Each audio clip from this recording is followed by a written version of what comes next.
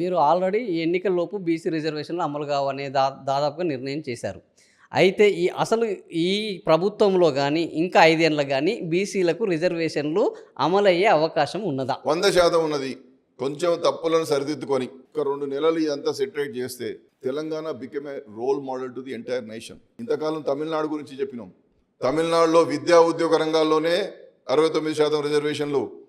Local బాడీస్లో దేశంలో ఇంతవరకు ఎక్కడ కూడా 50% దాటిన దాఖలా లేవు. తొలిసారి నువ్వు ఏ రోల్ మోడల్ అనే పదం వాడుతున్నావో 42% నువ్వు నిలబెట్టించగలిగితే ఇవాళ దేశానికి ఆదర్శం అవుతుంది. ఇక్కడి నుండే ఉద్యమం ఆరంభమవుతుంది.